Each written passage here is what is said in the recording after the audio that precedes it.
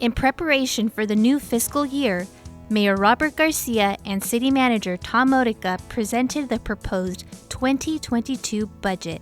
With the proposal being similar to last year, Long Beach will focus on recovering from the COVID-19 pandemic, maintaining city services and operations, and replenishing reserves.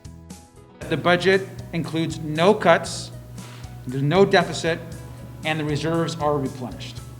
This budget takes into account the city's racial equity and reconciliation plan, and it also includes, for the first time, the Measure US funds that voters passed at 57% in November of 2020. And we do eliminate the deficit completely, and we replenish the reserves, which is very important to me and to a lot of us here at the city. Multiple programs under the Long Beach Recovery Act will continue to help keep up with the needs of the community. The economic recovery piece is about $64 million. It includes protections for businesses and nonprofits, economic inclusion funds, and of course there's a variety of other programs in place for the economic recovery piece. Under the health and safety piece is about $108 million, certainly the largest. There is about $16 million there for direct COVID-19 response as it relates to public health. We depleted our emergency reserves during the pandemic. We never do that, obviously, and so we are using the resources to replenish the reserves for a future emergency.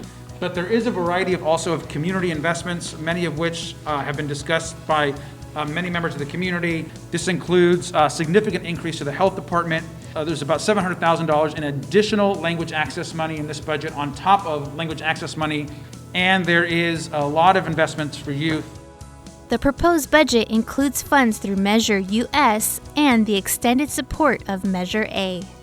So the youth fund is the vast majority of Measure US. It's $918,000.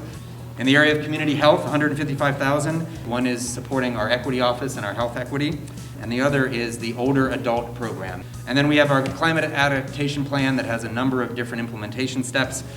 We were able to dedicate $243,000 towards fieldwork programs. So Measure A essentially continues to support all the past restorations, all the public safety maintenance and administrative support. We also are funding our Neighborhood Safe Streets initiative, which are dollars the police department uses on a data basis to really focus on hotspots and areas of concern in the community. Community hospital is supported again this year, and then $20.8 million for infrastructure. So the last thing I'll end it with is this is a city of really many accomplishments. We're a full service city. We provide amazing services to our residents.